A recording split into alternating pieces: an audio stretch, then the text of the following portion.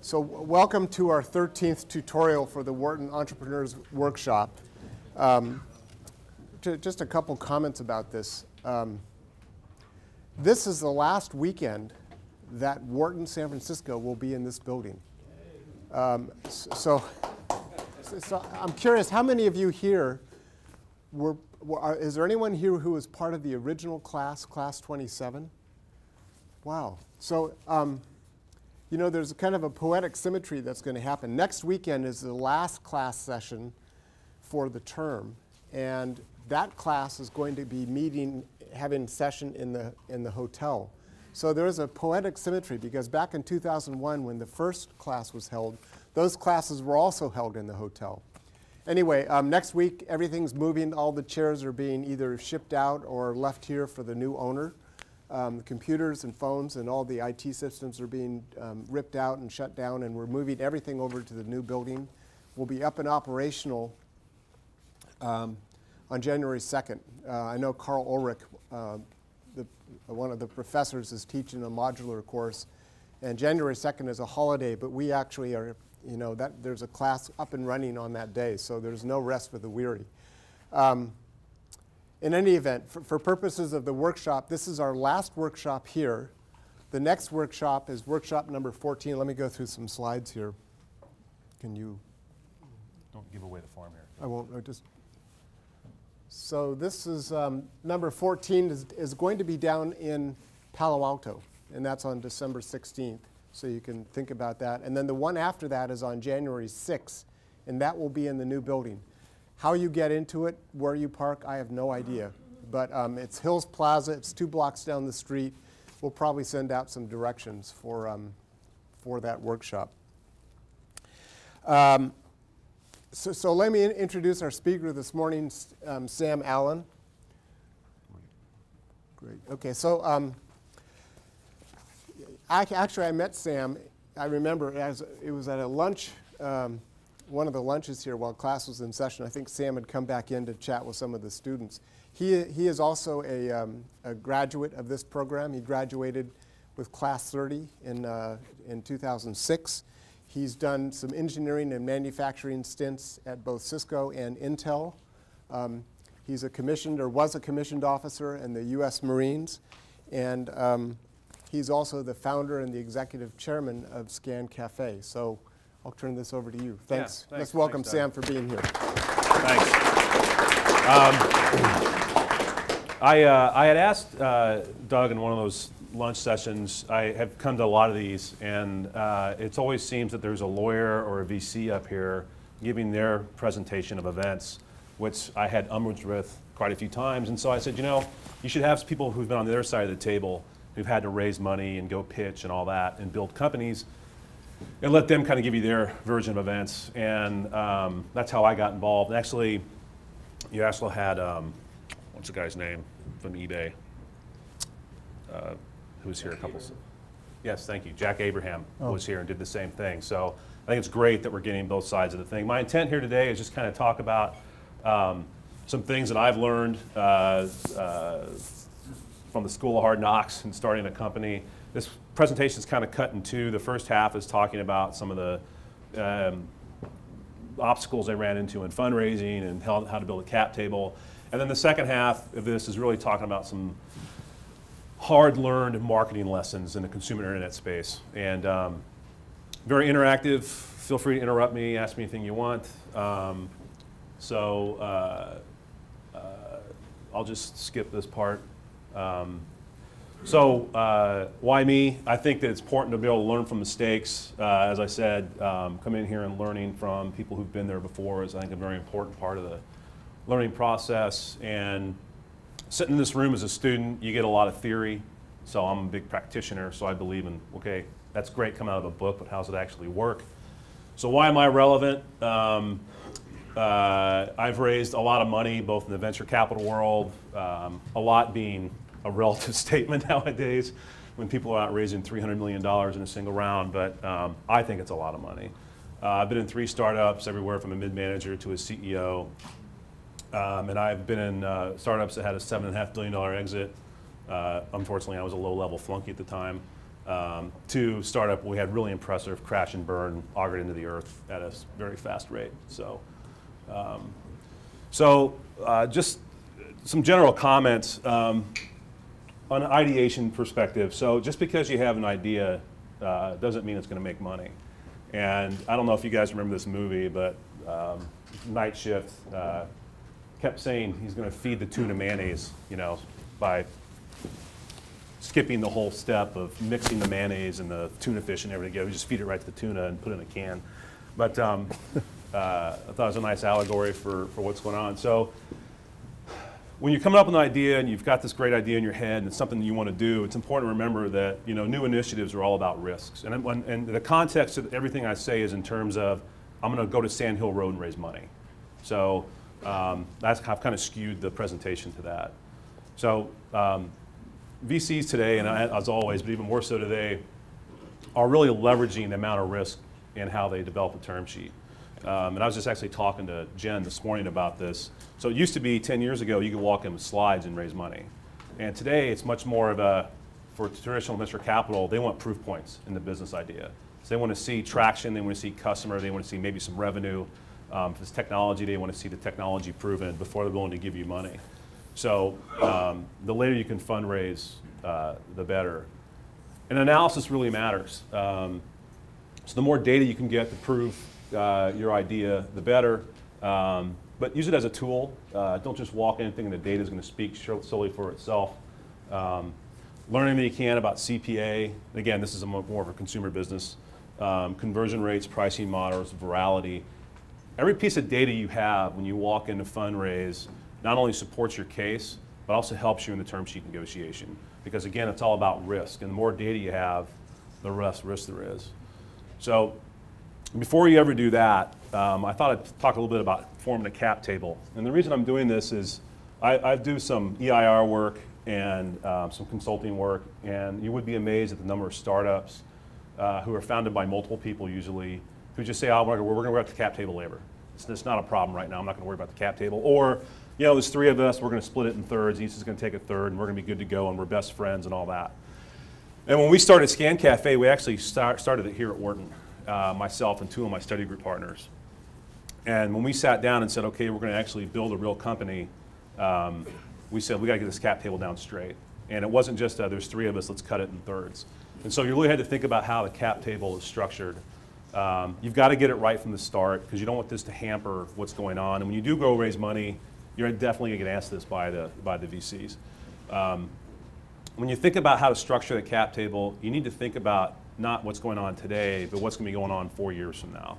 Because what tends to happen in a lot of these cases is people get together, they start a company, 6 months later somebody has a baby or they don't like each other anymore, and then they just leave, and yet they get a third of the firm.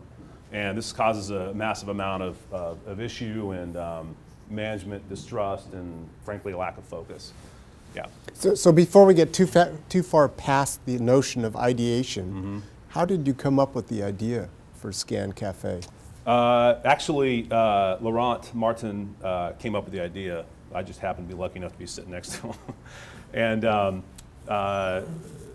actually, it's a good point. So Scan Cafe, very simply, the company takes analog content of any type, slides, photographs, VHS, 8mm film, children's artwork.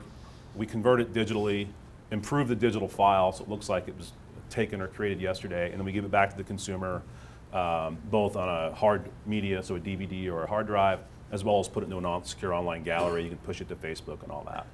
The genesis of the idea was Laurent went back to Switzerland for his grandfather's funeral.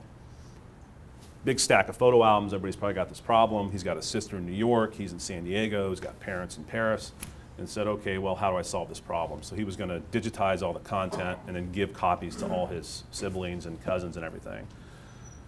Well, scanning photos is really hard. It's very time consuming. It's not easy to do if you don't have some sort of technology bone in your body. And so he was complaining to us one night after studying for a microeconomics exam. And instead of looking at curves on the whiteboard, we decided to talk about that instead. And said, wow, that's a really neat problem. gee, I bet everybody has this issue if you're over the age of 25 anyway. This is back in '05. And we just kind of started banging away on Google, like how many companies out there are out there, what's the market look like, is there anybody big doing this? And at the time, that was at the very fledgling beginnings of Google's effort to digitize libraries. So we knew there was a lot of kind of focus in that area, but none on the imagery side. It was on the text side. And so we said, wow, here's something that might work. And actually backing up before that, having spent a year already together, working together at Wharton, we worked together really well. And so we said, boy, it'd be great if we could actually come up with an idea where we could have a company where we could manage it together. So that was the ideation of Scan Cafe. It was just the two of you guys? There were three. There was myself, Laurent, and Naren Dubé, who's actually quite critical because the reason we got this model to work was we had to, and this will be important later in the presentation, in order to make the economics work, we had to do it offshore. And so we created a facility in Bangalore, which today has almost 700 people in it. And I'll talk more about the Bangalore component and how it affects risk and perception in the eyes of the consumer in a little bit. Going back to the cap table, so yeah, it makes sense to get this great. Okay, well, how do you actually do it? What we did, because we're Wharton geeks, is we tried to be analytical about it, and we said, okay, what are the things that you do to create a company? You know, people develop product, people work on technology, there's somebody's developing the keyword campaigns, someone's doing business development, somebody has to do fundraising. So we took all these things, we put them into a spreadsheet, and we gave each one a weight. And then we said, okay, I'm doing most of the fundraising, that has a weight of 8, yada, yada, yada. I actually looked for this spreadsheet, but I couldn't find it. It's 5 computers ago. And then we put all this together, and then we spit out a number. And it spit out a split between the three of us. And then I actually looked at it and said, you know, this doesn't adjust for risk.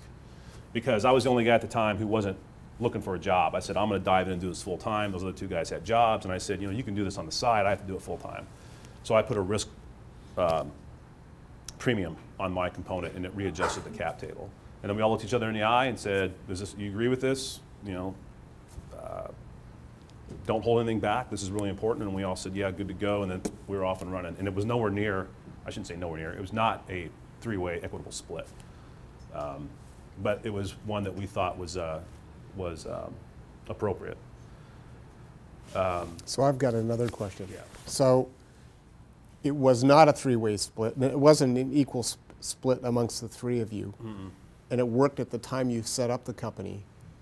As you dialed forward, did that inequality create irritation or frustration? No, it's a great question. Did it pan out over the long term? Yeah, I think it did. It did. There's never been a moment of doubt from any of the 3 of us, if I can speak for those 2 guys, that was an issue. I can say that, you know, 5 years later, when you're looking at potential exits, which we're doing now, and you start looking at things like carve-outs and all that kind of thing, then that does change a bit, because you want to look back on the 5 years and say, okay, well, there's a cap table component of this, so what's the preference stack and the cap table look like, but also what's the amount of effort that's gone forward, and how instrumental am I being in the future? Mm-hmm.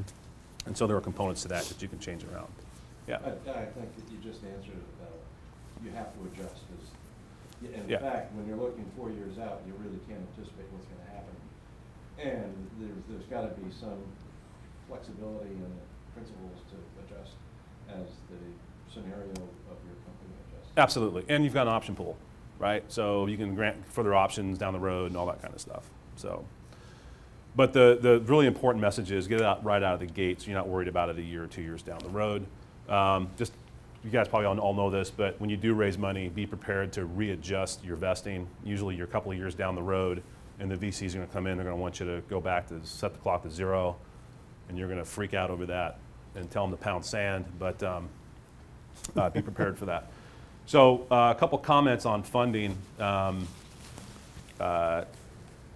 So what I want to focus on really is, simplistically, there are really 3 types of risk. There's a lot more than that, but just in general, there's the product technology, the market, and the people. And investors use this, I couldn't come up with a better word than manipulate because it sounds evil, but you know, there it is. They will dictate terms, and there are a lot of terms in the term sheet, and even more in the investment docs, around these basically 3 core tenets of risk. So they're going to say, look, okay, you've got great product, I don't know if the market's there. Or they're going to say, you've got great product, and it looks like the market's there, but none of you ever started the company before. None of you have any experience at this. You're 19 years old. What do you know? So what they're going to do with that is say, well, because you have lack of experience, I'm going to impact you in the term sheet, either in terms of valuation, or because so many people are fixated on valuation, they're going to know that. Say, okay, we'll give you the valuation you want, but I'm going to hammer you on anti-dilution or management rights or something like that. So understand where you fall short, because you're going to fall short in one of these, and shore up your position as much as possible. So continuing on in funding, an important comment, get a lawyer. Too many people try and look at Wikipedia and understand what these terms mean, or go back to Doug's class at Wharton and look at his 4-slide deck from how to raise money. You really need a good lawyer. It's worth the money. I say that with a lot of pain in my voice. No offense, Doug, or the attorneys in here. But it's hard when you're raising money to take a significant percentage of your raise and spend it on lawyers and accountants and stuff like that, but it's actually quite critical. So get a good, strong lawyer, and actually a lot of law firms will actually do some, I don't know if pro bono is the right word, but they'll do some kind of work up front based on building a business partnership. Don't be afraid to have some intestinal fortitude in these conversations. I think I've seen too many entrepreneurs walk into an office in Sand Hill Road and just sit there and kind of take it. It's okay to stand up to a VC and tell him he's wrong. They don't know everything, even though a lot of them think that they do. You know your business better than they do, so I'm not saying be a jerk, but be strong in your convictions. And the last thing is, on the flip side, you know, VCs aren't out to steal your company. If you get a good investor, and this goes for angels or all the way up to private equity and banks, you know, they want to build the company with you, or they should. And so I know there's a lot of commentary and stories out there about how you come in, they invest, they take your company, they put their own CEOs in. That only actually ever happens, at least in my experience, when it's probably deserved. So the CEOs have really screwed the pooch on something, and the VCs have to come in and protect their investment. And remember, they're shareholders, they have protections. So I just thought I'd throw that out there, because if you get a good, strong venture capitalist and you're aligned with them well, it's a tremendous relationship. So I just wanted to talk about kind of the 4 terms that I think really matter. You can ask me questions, and for the answers I don't have, I'm going to defer to Doug. So valuation, everyone always gets spun up on valuation. Like, I think my company's worth this, and they spend all their time and energy and effort developing a business case to support a valuation. And then you go into a negotiation, and and valuation is important, don't get me wrong, but maybe you spend so much of your time there that a sophisticated investor will recognize that, and then they'll kind of go, okay, great, that's a good valuation, you proved your point, I'll give it to you, and then they're going to hammer you on these other terms. So be very wary that it's not all about the value of the company. Anti-dilution, obviously, I always think of things from a practical perspective, that you don't know what the economy is going to be like in 4 years. In 2007, the market was hot. A year and a half later, the market crashed, and no one really saw that coming. Well, most people didn't. A lot of companies had raised money, said, I'm always going to have an up round, so I don't really care about anti-dilution. I'll just bow over on this one. And you know, then the market crashed. They had to go raise money in a down round. They just got totally hammered because the preferred kept all their preferences, and the common just got crushed. Yeah. So is the anti-dilution on the founder shares in the option pool? Yeah. Well, I mean, it's on the invested preferred money. So the investors come in and say, I'm going to give you $1 million at whatever valuation, but I'm going to protect that $1 million from a down round, from down round valuations in the future, so that my percentage stays pretty solid, and so that when this dilution happens because of a down round. And also, just a comment, lesson learned, really understand the mechanics of the language, because you can actually have a flat round, and because the price of the share changes by 1/10 of a penny, that can actually be considered a down round. I learned that one. So be careful. The preferred shareholders Mm-hmm. to the detriment Of the common. pool and common. Yes. Yeah. They protect their money. All right. You're not going to, unless you're Zuckerberg, you're not going to not have anti-dilution. So there's going to be an anti-dilution in there, but make sure you understand the difference between full ratchet and partial and all that kind of stuff. So it's a really important. The second one that's really important, liquidation preference, which is really about who gets what when a transaction happens. And there are subtleties to the language and the lick preference. But just think of it in terms of if you have debt, they get their money out first, and then it just kind of goes down the line of who's invested in your company and at what multiple. And so understanding how the multiple works and what you should actually do, and this is why an attorney is important, is have a waterfall chart at different valuations and different exits. And you ask any attorney to do a waterfall chart, they can do it for you. They're gonna make you pay for it, but anyway, and that kind of gives you an idea how the liquidation preference and the anti-dilution actually works in a real world scenario. But I think the lick preference is a really important one because a lot of people don't understand what it really means. And then voting rights. So this is actually pretty important because voting rights are fairly standard. I think there's like 12 things that you see in a normal term sheet. But you really need to have alignment with your investors. And the way we captured that in my last company is that we created a structure where you needed a majority of common and a majority of preferred to do anything. So what that means is even if my investors thought differently than we did, they couldn't force me to do anything through voting rights. And what a lot of times happens is you've got a majority of preferred has to can create some sort of event on their own. So that's actually a pretty important one. So if you actually create structured alignment as opposed to just verbal alignment, I think that's a pretty good lesson learned. And you get end up in an environment where your investors can't make you do something they don't want to do, that you don't want to do. Yeah. Just going back to the valuation point, I mean, can you comment on how that worked for you at Scan Cafe, who your VCs were, and you sit down for that first institutional round and you're saying, I think I'm worth this, and they say, well, we think you're worth that, and how that discussion actually unfolded? So two interesting anecdotes there. The first one was, so we went through 4 rounds of funding. We did an angel round, and then we did a B round with Radar Partners, who is 2 guys from Kleiner, started their own fund, and 2 of the general partners at Benchmark, Bruce Dunleavy and Andy Ratcliffe, put personal money in. So it's kind of a hybrid angel. The thing is, the problem I had in that round was that I wanted $2 million.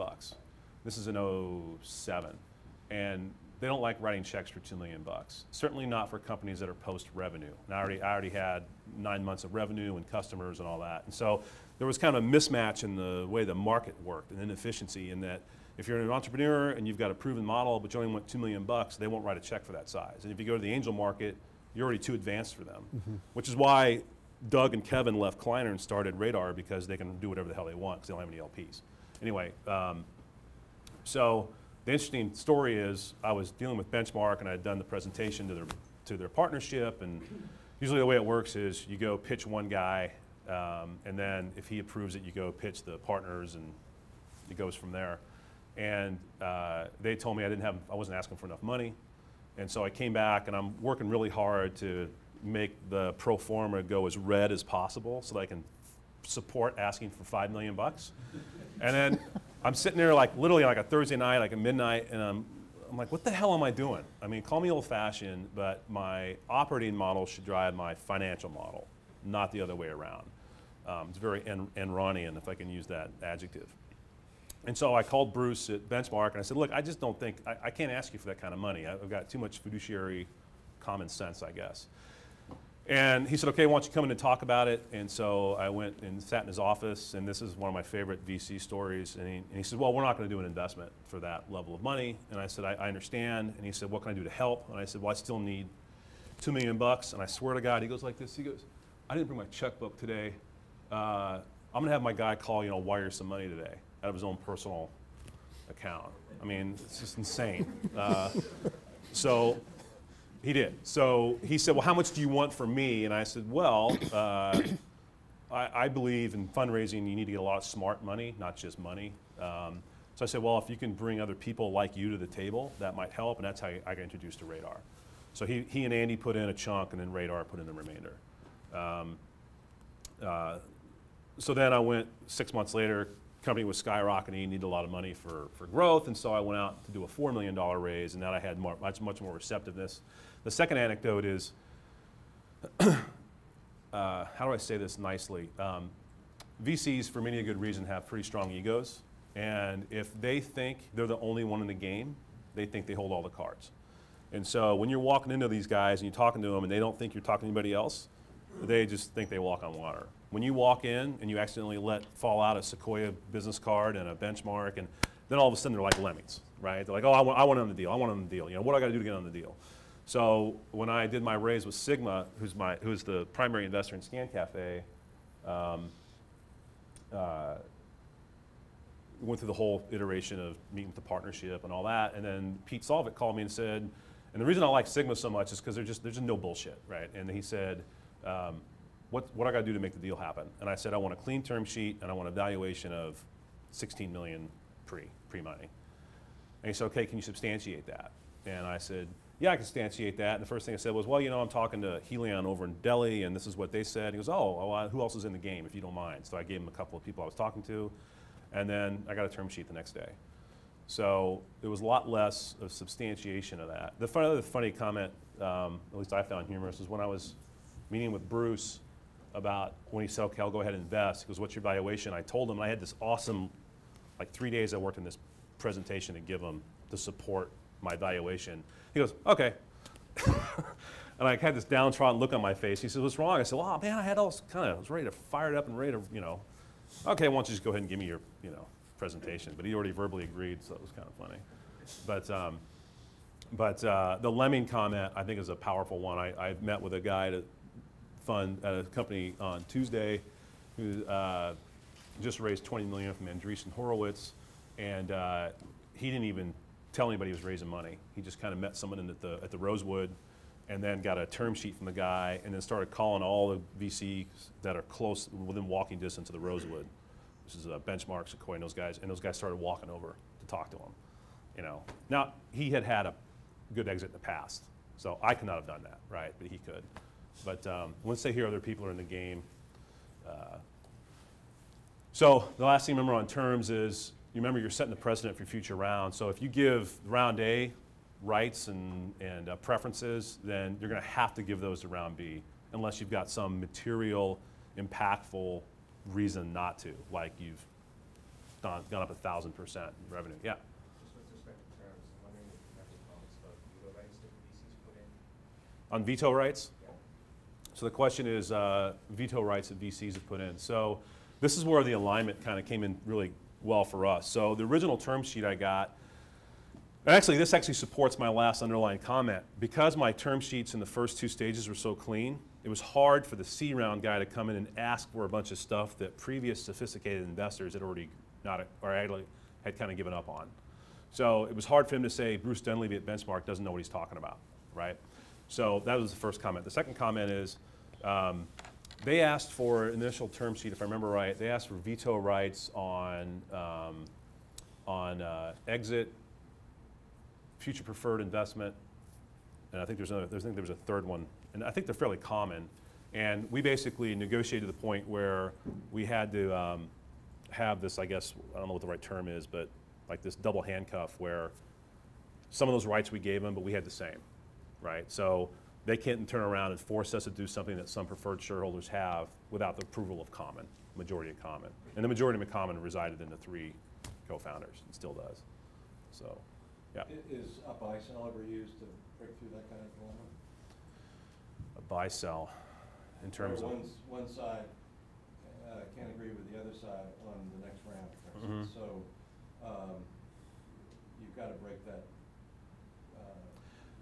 block. So you make an offer, the other guy can take the offer or buy your share at the same price that you are. We did not, that's not in any of our documentation. But is it commonly used in the industry?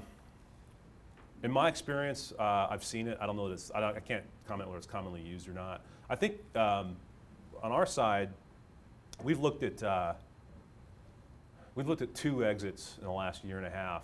That one was a merger and one was a buy of another company. And at the end of the day, our investors said, "What do you guys want to do?" And because we had such powerful alignment that was initially secured by rights, but then was built from a relationship perspective over 4 years of working together, it just this doesn't even come up. It's like whatever the management team wanted to do, that's what we want to support. So having that alignment locked in really tight is very critical for those reasons.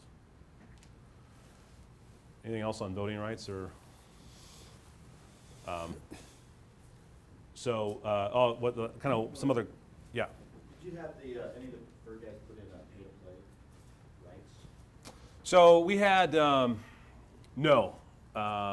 Pay-to-play or cram down is not something we had, but I've seen it in 2 companies I'm advising, where basically investors say, I'm going to invest now, but in the future, for people who don't invest at least their pro rata perspective, their pro rata amount, then they're going to get crammed down either through some reduction in preferences or conversion to common. That's what you're asking? Yeah. So I have seen that in other companies, and usually it comes up during a new round, and it usually comes up in an environment where it's a flat or a down round. If it's an up round, it usually hasn't, in my experience, hasn't popped up, but I'm seeing that, for sure. Drills the angels that sort of wanted to put in a certain amount. Well, you know, it does. And you know, the way venture capital investment works, I just think philosophically is different than it was 10 years ago. And it used to be, if you're an angel, you got, you know, half $500,000, you throw it in, you don't have to worry about it ever again, right? And your rights are always going to be protected. And nowadays, it's just not like that anymore. It's like one of the first questions people ask is, okay, are your existing investors going to participate in the next round? I actually had a really tough time with that in one of the rounds I did. And I said, look, the guy who gave me my angel money at 200 grand, he's not going to continue to participate. That's just not what he does. He's not an institutional investor. He's just a wealthy guy I know, you know. And so they try, and again, I said earlier, they try and use that against you. Like, oh, well, what's risky about your business? Because he's a preferred shareholder, so he knows more about it than I do, imperfect information. So he knows something I don't. He's not willing to invest, so there's something wrong. And that's when you got to have, you know, the, for lack of a better term, balls and say, that's completely insane. You know, here's his phone number. Call him up. That's a ridiculous argument. He's an angel investor. He's not going to do his pro rata share. Done. You know, so, but it does come up. A couple other gotchas, warrants. Sometimes I'll just throw those in at the last second. Like, oh, well, you know, I want 10% warrant coverage on my preferred investment. It shouldn't be a big deal to you. It comes out of the option pool. Be wary of that. They do affect true value. So you think you had a valuation of 20 million. They threw 500,000 warrants into the cap table, and now your effective valuation is now 18. You know, so be wary of that. And then one thing that came up I found really interesting in one term sheet I received was management rights or management decisions. And I'm reading through this thing, and all terms are fairly decent. And I get to this management decision clause, which tells me that I have to have board approval for like any capital expenditure of more than $25,000. I'm looking at this, and I'm like, what? And there's a lot of them like that. And I called the guy, I said, this is insane. I go, what this tells me, signals to me, is you don't believe in my effectiveness as a manager, that I've got to have board micromanaging $25,000 decisions. And he said, well, we do that with everybody. I said, well, I don't want your money then. So, but I was pretty thrown off by that one. I haven't seen that a lot, but just be wary of them throwing those things in there. And this is where really reading with a fine-tooth comb the investment docs. So you get a 2-page term sheet, and that's supported by, I don't know, a 40-page investment document. So you need to read that more importantly than you do the terms. Actually, if I can tell a funny story how I got back at some lawyers. Sorry, Doug. I knew this was coming. Actually, this is bankers, not lawyers.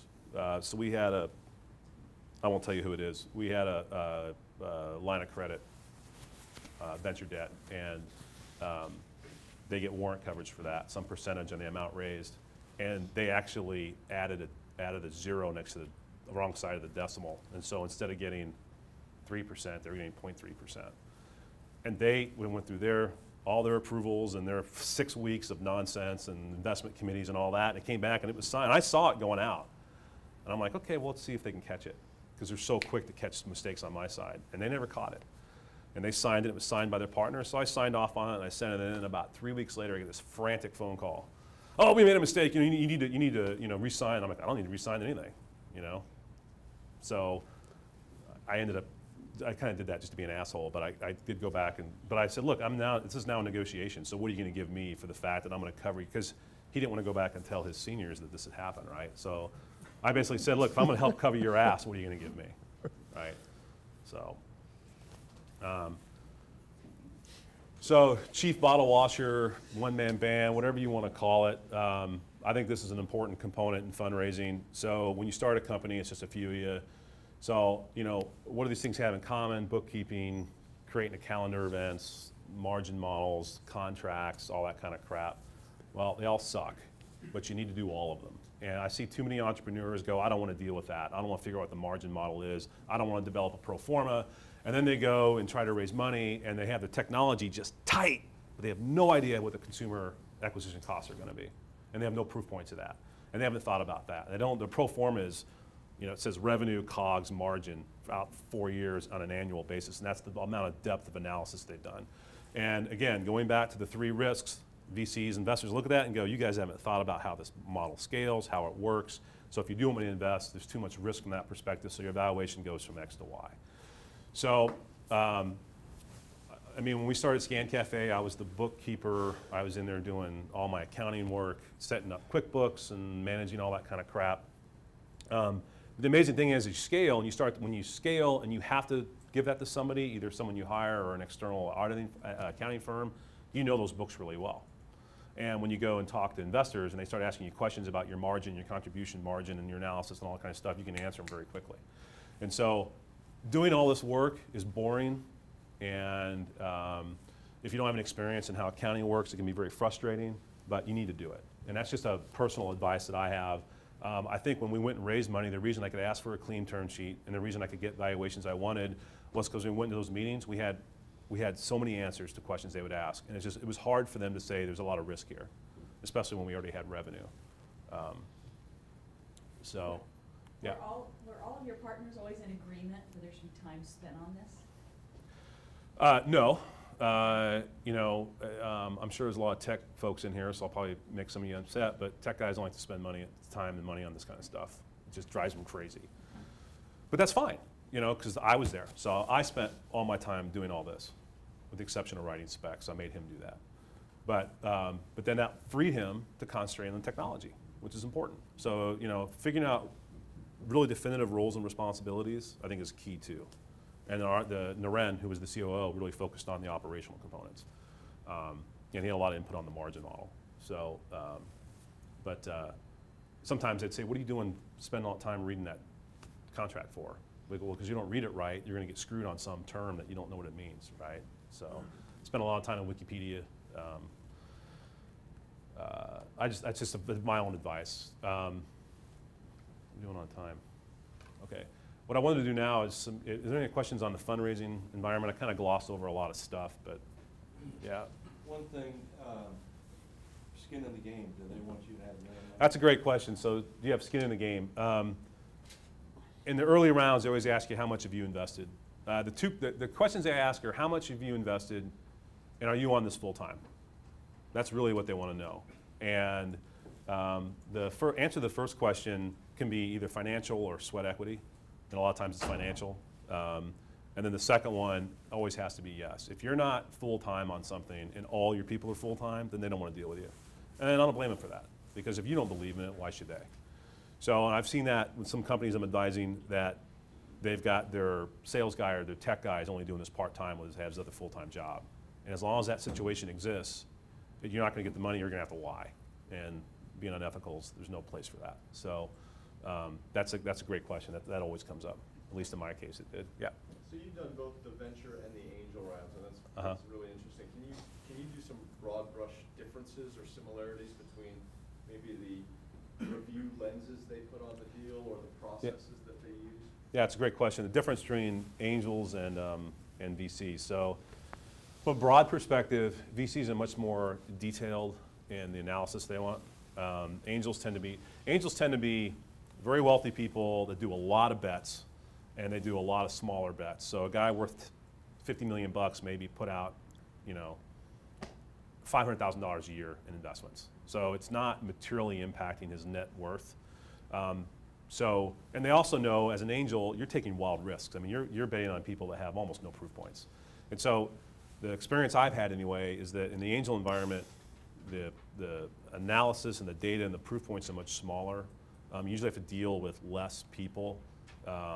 One side comment, these large angel forums, I'm not a fan of. Some people like them, like Kairetsu and Silicon Valley Angels and all that, simply because if you give them a business plan, it goes out to all their partners, and then their partners they send it to their accountants or their financial managers, they take a look at that. Before you know it, it's spread out to 1,000 people across the valley. And there's just not a lot of control. That's my own perspective. But angels are much less kind of detail oriented, I would say. As I mentioned earlier, they want to always have their money protected, but they're not willing to do future round of investment. So you really got to be wary of that, and how do you continue to protect them. Angels tend to be less, in my experience, again, involved from an advisory capacity. They're like, here's my money, just don't bother me. They don't want to take board seats usually. They'll kind of help with introductions, but not really. Where venture guys are incented to go, okay, I know the head of sales at Intuit, I'll get you a meeting, right? So that's kind of the angel side. The VC side, yeah, they're much more concerned about terms and the underlying, because they're putting a lot more money to work. They have LPs they have to report to, and all that. So that's just kind of a broad stroke. What I wanted to do was spend a little bit of time on some lessons learned from a marketing perspective. Again, this is focused on consumer internet. I come up and present to Dr. Lodish's entrepreneurial marketing class every year, and so I took some slides from that. Again, feel free to interrupt. So, but I think I put this in here because it's important from a fundraising perspective. So from the early role in marketing for us was we kind of took two approaches to it. We took an anecdotal and analytical. From the anecdotal perspective, we said, okay, do you have this problem? Do you have lots of analog content locked away because it's not digitized? Would you pay to solve it? If so, how much? And the last question was, would you send your stuff to India? Because that's where we send your stuff. And it was amazing. I actually stood in this very room with all my classmates, 45% of whom are natural-born Indians, and I said, I got 100% hand raised to the first one, to the second one, and then when I said, will you send your stuff to India, not a single person raised their hand. And so, when you come up with an idea and you come up with a business model, there's some component of it that's going to be a massive leap of faith. And all the marketing research we did kept telling us that people would not use our service if their irreplaceable heirloom photography was going to India. But we finally said, to hell with it, let's do it anyway. And so that was, for us, was our big leap of faith. On the analytical side, we did a lot of textbook research, market size, both the bottom up and top down, what's the competition doing in pricing, blah, blah, blah, blah. This quote on top, Scan Cafe, the first building we were in Burlingame, people would come in the lobby and ask us if we were the cafe and can they order a coffee and all that. And so I threw it up there as an anecdote for awareness. And in the consumer space, and actually a lot of businesses, if people aren't aware of your service, I don't care how good it is, they're not going to buy it. And so it's actually a two-tier problem. You got to make them aware of it, which is really expensive. Unless you're going to buy a Super Bowl ad, which is a bad use of money. And then once they're aware of it, then you got to convince them to do it. Because if they say, oh, I didn't know you could scan services, let me go look who else is out there. So now you're back, you're enforcing the competitive environment. So, and then we had a third problem in our world, and that consumer trust is really required. Because again, I'm taking irreplaceable heirloom imagery and sending it to a place like India. So when you've raised money and you have to be very practical and very frugal, how do you do these things? How do you build awareness on pennies? This is kind of the rest of the conversation's really kind of focused on that. Traditional marketing tactics are very hard. Guerrilla marketing, which I'll explain here. So guerrilla marketing is coming up with these just ideas that have this natural virality to them. That aren't really focused on use my service. They're just focused on some event that people go, that's really clever, who thought of that? And one thing that we did was in February of 2009, so it was a month after President Obama's inauguration, we did this thing called the Obama Valentine, where we went out and we said, send us a picture, we'll Photoshop out, because again, in India I have 600 Photoshop experts, largest creative process outsourcer in the world. Send me a photo, digital photo, we'll Photoshop out your significant other and Photoshop in the president, and had this tremendous, massive response. And it got all over the news channels, even Fox News carried it. It was actually interesting because we had a massive amount of derogatory email too. And I'm like, guys, we're just trying to have fun here. So I had this massive response, huge uptick in orders and all that kind of stuff. So that's a component of guerrilla marketing that worked. And we thought, hey, this is awesome. Now we got something. And we just have to keep coming up with these ideas for how we can Photoshop stuff, and we'll have this awesome customer acquisition vehicle, and now we're going to really take off. And so the whole Bernie Madoff thing came up, and we Photoshopped a couple of photos of King Bernie. This was one of the ones we had, and nothing. I mean, this was posted. And this was right during all the hype. And so it's just a comment that because something works once, guerrilla marketing doesn't mean it's going to work every time. So you have to consistently, constantly try new things. PR is very hit and miss.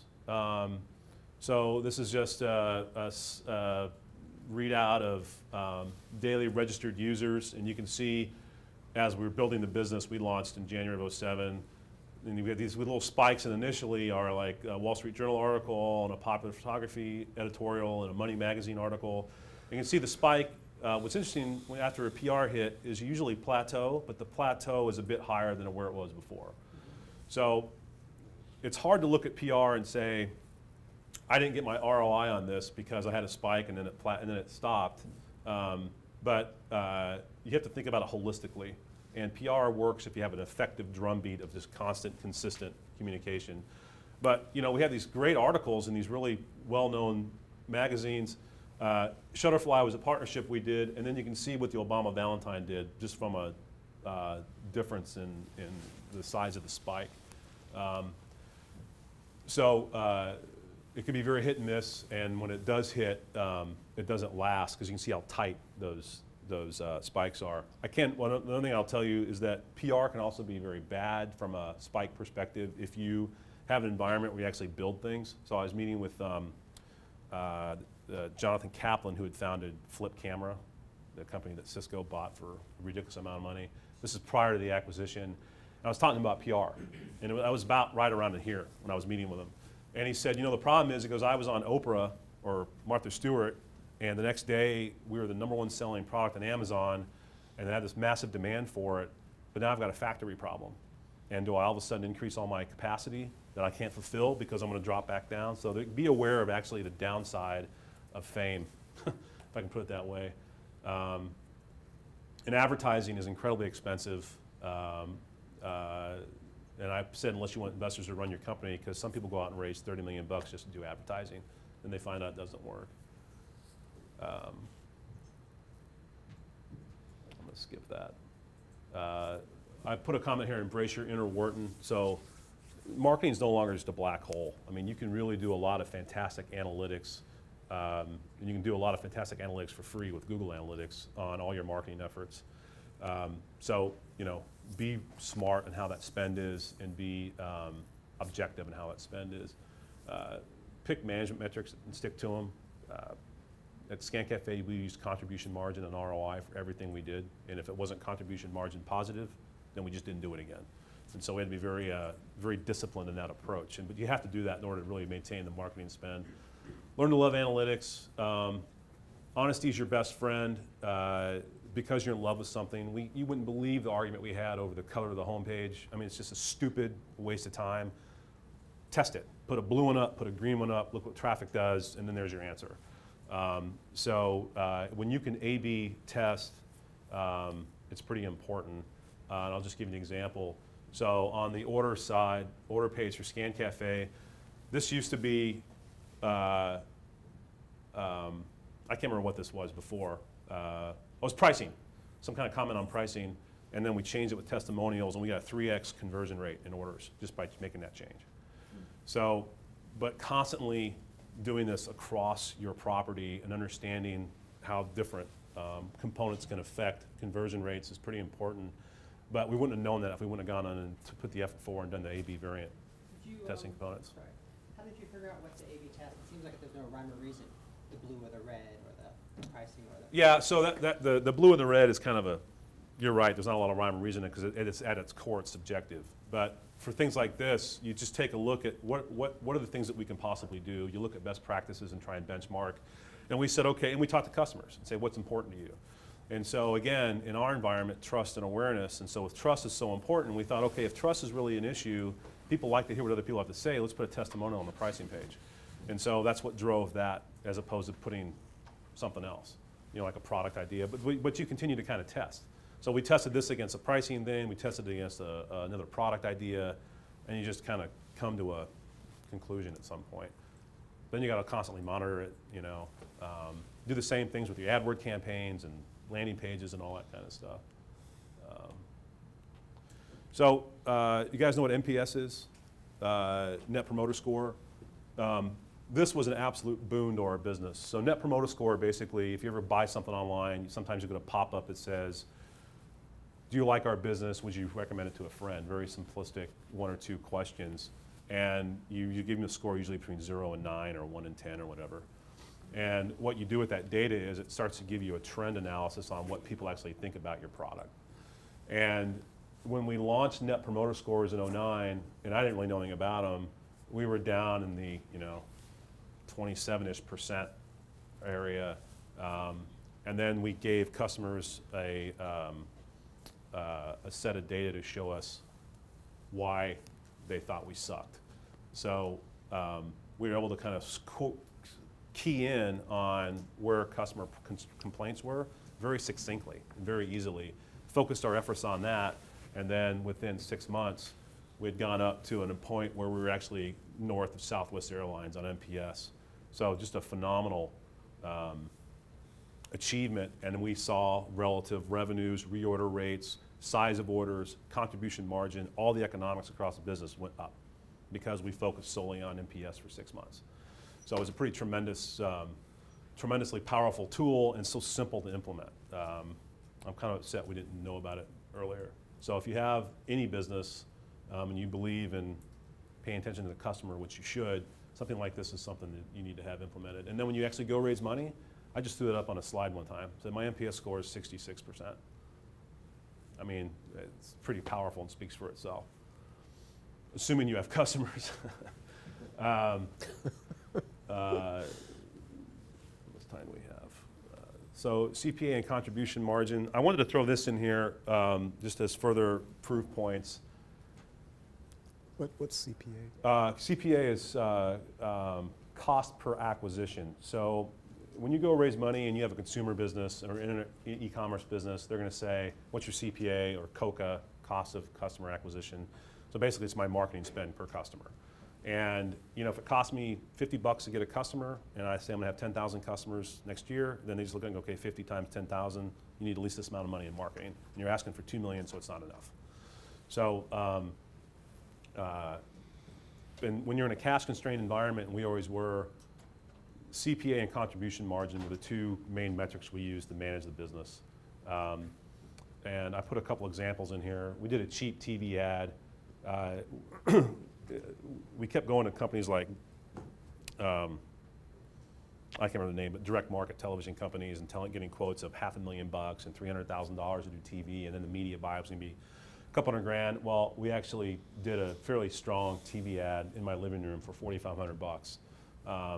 And then we ran that in 3 demographics from a media buy perspective. So we actually were able to test that fairly effectively and found that even at those economics, the CPA was not sustainable. On keywords, a lot of people just like to say, oh, yeah, we focus on SEO and SEM. On the search engine marketing component, there are really 2 broad ways to think about this. There are your organic keywords. So how's your AdWord performance on ScanCafe related words versus non-organic? So how's your keyword performance on Scanner, right, or Photoscan, something like that? And you really got to understand what the difference in those 2 things are. We didn't initially. We just had a blended number, and we thought, and we watched that trend, and then we actually started to break it apart, and we saw that the non-organic, non-branded keywords had at least a 3x cost. And so you start to then put that back into your planning on how you develop your keyword campaigns and where you should spend the money and all that. Beware the long tail.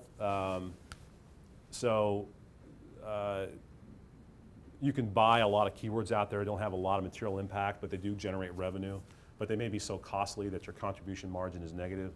So just be aware of what that actually does to your model. Sometimes when you have a capacity-driven business model like ours, if we're down in capacity and I've got a fixed cost, I'm burning a hole anyway, I'll go out and buy long tail keywords because what the hell, I need to cover some of my costs. Yeah. What do you think about a negative contribution margin when you're still trying to build a brand? Right now Yeah. That's a great question. Can you hold that for 1 second? Because I'm going to talk about Groupon, and that's a great way to talk about Groupon. But focusing on contribution margin, again, lesson learned, has really allowed us to be really sharp on how we spend from a marketing perspective, specifically in keywords. Again, because we're very analytical, we understand where the dollars go and what the return is. And then in that, because we sell multiple things, we know what the product mix is. And if a customer comes in through an SEM keyword channel to a landing page and orders a certain amount of mix of products, I know what that is, and I can modify the spend going forward to either increase that spend or decrease it. So understanding the contribution margin and how that impacts mix is pretty important. And then when you go and actually create partnerships, in our world, partnerships are really important. We had partnerships with Shutterfly and Snapfish and people like that. Knowing what your contribution margin is very critical, because they want to do profit sharing or top line analysis and all that. So understanding what that actually means is important. And then this actually goes part to your question, tying contribution margin to lifetime revenue. So if I get a customer in and it's negative contribution margin on his first order, but he spends $300 additional in the next 6 quarters, then you have to think about it in terms of lifetime value as opposed to just on a per transaction basis. And so specific to what your business model is, that can actually be quite important. So we were actually in many cases willing to lean into the fire and take a negative contribution margin order, because I look back on the 6 quarters, the cohorts of 6 quarters previously and said, okay, 6 quarters ago, a negative contribution margin guy actually spent enough money, because once you get them, you're not spending the customer acquisition costs anymore. So that was kind of key to that. So I'll talk about Groupon. We've done Groupon, we've done 4 of these companies, and we're still doing it with Groupon actually. And I think it's a bit of a chase in the rainbow. This really comes down to, you're placing a lot of bets. What's the redemption rate going to be? In other words, of all the people, 100 people that buy your coupon, how many are actually going to use it? That's actually a pretty important component of the analysis. What's the average order value going to be? So if you're selling a $25 coupon, are they going to actually order $50 in services? Are they going to only order 25? And then how often do they come back? What's the lifetime revenue? So those are 3 big variables that can significantly impact the efficacy of Groupon. Second thing is, can you handle the capacity? Because you could have a massive, you've probably all heard stories about dentists or whatnot that put these Groupons out and literally could schedule out appointments for 3 years that they make no money on. So you really got to think about, and when I presented this to my board before we did it, Pete said, can you handle this? Can you actually handle what could be a phenomenal response? Because if you always think of this massive backlog, you've shot yourself in the foot. There are secondary effects that are positive. What we found interesting is we do a lot of zip code analysis, and we do a Groupon in an area, and although we maybe say 100 Groupons bought, we'd have like double that in traffic. So you actually start to see that there's actually a PR and awareness building issue out of the Groupon effect, which I think is an interesting kind of component to that. I don't know if there's been any broader studies on that, but I think it's pretty interesting. I won't talk about what I think about their business model, but what happens is they collect the money, they pay you out over 3 months. So they collect the $25, you get 30 days later, you get 8 of it, and then another 8, and then the remainder 3 months after that. So it's a good way. They have a great float in their business, but understand that. And meanwhile, you're incurring costs because you're fulfilling the service. So understand how that works and impacts your financials. Again, redemption level is pretty key. For us, lifetime revenue. So going back to your question, we looked at the analysis, looked at the redemption rate and all that, and we said, okay, we can sustain a redemption rate up to 48% when we start to go negative on contribution margin. But because the average order value was actually triple the value of the coupon, and the lifetime revenue, we had no reason to believe it wouldn't be anything different than any other customer acquisition vehicle. We said we can actually far exceed that redemption rate and still be a lifetime contribution positive model. So that's an argument I got into with one of my board members. He said, but if it exceeds 48%, you're losing money. I said, well, I'm losing money on that transaction, but not overall. So, yeah. Did you find that with the sort of Groupon model with customers that they, as a group, sort of on a return basis, behave differently than your average pool of customers? Because we've dealt with Groupon campaign before, and they have a tendency to be discount shoppers, and sometimes even though you hope to get people in the door and retain them, a lot of times they just continue to look for the next Groupon in the next season. Yeah, that's a great question. So Groupon, Groupon customer experience. So we actually found that they were fairly strong repeat buyers. What's interesting though is that when we did a $25 off offer with Snapfish or Shutterfly, we did see that behavior. So they'd order $25 worth of services, and that was it. So we didn't see it in Groupon, but we did see it in partner deals. So I actually used that information when I did another partner deal. When I mentioned earlier about going back to contribution margin on partnership deals, we actually thought about how that would operate and actually offered % off as opposed to dollar off. So, yeah. Did you do any traditional marketing, billboards, radio, print? We tried everything under the sun with the exception of billboards. The only reason we didn't do billboards was because the creative time is so long. I mean, we even got down and we did a zip code analysis on most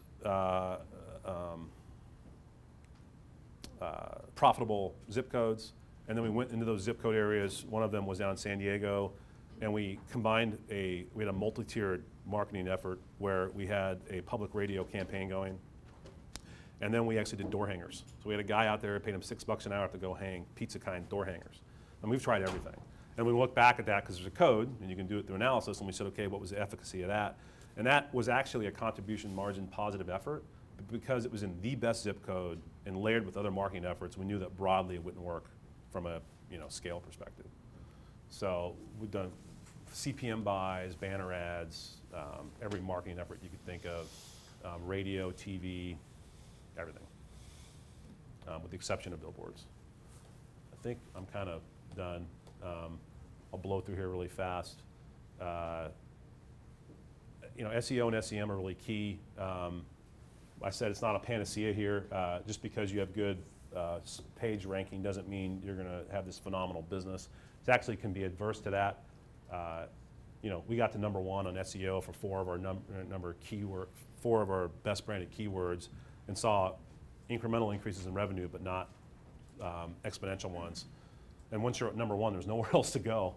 So be aware that may not, be the be all end all. Design awards not equal revenue. What I mean by this is the amount of time I spent arguing with my marketing guys about how beautiful a page looks is tremendous. Again, just test it instead of having these massive arguments. Experiment when you can. Virality, I see this a lot from companies. Oh, we're going to put this on Facebook and we're going to go viral and have 1 million users overnight. It just doesn't work that way. And for every Facebook, there's 1,000 companies like ScanCafe that just didn't get viral. Like, we've never been able to achieve virality at all. And we deal in photography, which you would think would be tremendously viral. So virality is really hard. I'm not saying don't try it, but don't assume that it's easy. The Flanagan test, how hard can you screw your customer? So he'll be pissed that I put his name on here, but we've got a board member who... This is not going in a good direction. It's fine. We call this the Flanagan test because it's his idea, but the thing is so attribution goes to him. But you can actually test demand in a smart way that incurs no cost. And so what I mean by this is you can go to your customer base and say, hey, I'm going to offer a new service. The price is $10. Log in here and buy it. Then they go through the entire order entry process to include putting their credit card in. You go, sorry, we're out of stock. We can't fulfill that service today. Here's 10% off and everything else we offer. Sorry about that. We'll let you know when it becomes available. And so what this does is it actually, because you go to the point of credit card, you get true demand idea without actually incurring any kind of cost. And so you have these massive 5-hour-long arguments with your partners about, yes, we should do that, no, we shouldn't. And you go, well, let's just do a Flanagan test. So I am a massive proponent of customer care. So we only did this twice, and we did it in an environment where I didn't think a customer would look at that, oh, you screwed me. It was basically like, look, this is something we're thinking about offering, would you like it, da-da-da. But I just threw this in there because it was a pretty neat lesson learned. If you're going to use it, be careful how you use it, but it's a powerful, powerful tool, especially when you're a startup. I talked a lot about NPS, how much I liked it, but again, don't follow any tool blindly. It's a tool, it's not the end. Living on the hairy edge of spam, and so we used to send one newsletter a quarter, and then it was one a month. and then it was 1 newsletter a month plus an email a week, and now we're at 3 emails a week or something. So you kind of keep putting it out there until customers watch your unsubscribe rate until they finally go, you know what, you guys are driving me crazy, I quit. So kind of you got to kind of continue to push that barrier, because at the end of the day, it is about incentives. Customers aren't going to buy unless they have some reason to, right? So you got to constantly give them deals and all that kind of stuff.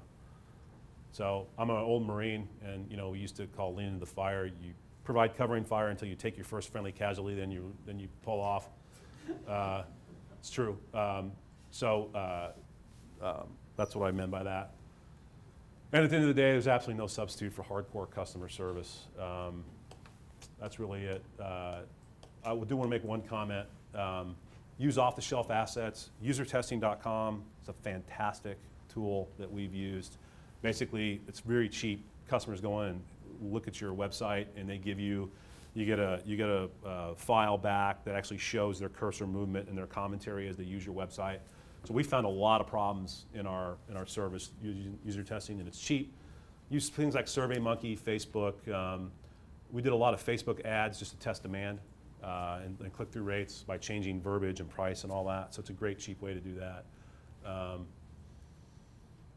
Don't be afraid to go old school with marketing. It's not just about click-throughs and campaigns and all that. It's also about billboards and how those work. And yeah, TV is not as expensive as you think. And that's all I had. So questions? Yeah. I have a question about being a 30-plus entrepreneur, over the age of 30, and not like a 20-year-old that can live on ramen in your parents' basement, but may have a family and a mortgage. And you mentioned you had 2 co-founders that also have jobs and stuff like that. And how were you guys able to manage that, or was your experience different? Great question. Yeah, that's a great question. So the question is, how do you do all this and take all this risk when you're over 30 and so we started Scan Cafe. I had a 3-year-old, my wife was pregnant, and I had a shitload of debt from Morton and a mortgage and blah, blah, blah.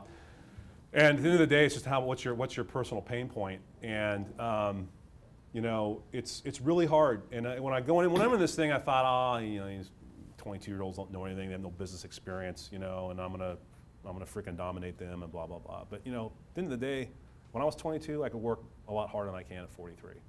So, you know, you can work a lot smarter. So it just really comes down what your personal risk profile is. And with us, I said, look, we're gonna give this thing 6 months, and if we don't raise money by then, I'm out, because I just can't afford to do this for longer than that. Whereas if you're, you know, a college student, you can live on ramen and live on your parents' basement, you know. So it really just comes down to personal risk profile. And I think the important component of that is to really verbalize with your partners what they're willing to do. Because that goes back to the cap table. And I've seen that before. I think even Jack Abraham talked about that, how he had an initial guy who was in and they didn't want to live on the ramen anymore, so was out. He didn't really talk about it in terms of cap table, but you can imagine they probably had a conversation at some point where they were splitting the business, right? So understanding what the risk profile of your partnership is pretty important. I'll make one more comment. You know, I've seen, I'm 43, and I've gone into companies where people look at me and go, I don't think you can be effective for us because you're too old. They haven't said that, but I've felt it. And I'm part of CEO forums where other people in my age demographic, I can't believe I'm using that word, have said the same thing. So it's a bit interesting, what's going on out there with that issue. So We have time for one more question. How did you get over to sending to India and the different loss? So 70 million images. Is there any wood in here? No loss. That was really a testament to spending a year on the operating model first to make sure we couldn't lose anything. This is not a 5 nines reliability environment where it's okay to lose 1 in every 10,000 photos. You can't lose any. We're still not over the awareness issue yet.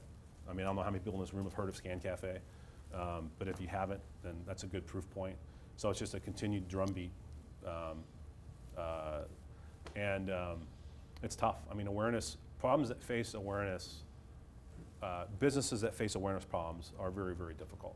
And actually got a lot of kickback on that from the venture capital investment group community. Said, look, you guys have an awareness issue that I don't think you're asking for enough money. So, and it's, in retrospect, I probably should have raised 30% more money than I did on each one of those rounds, just to help address that problem. So great. So consistent with our promise that we end sharply at 9 o'clock, we need to wrap up now. Let's say thanks to Sam for just a great presentation. No problem. Thank you. Is this a pen? Well, I don't know. You'll have to open it and find out. I have a lot of Wharton pens. Hopefully Sam can stick around for a few minutes. I'll be around. If you have I'm questions. going to be around for Great. a while. So. Thank you.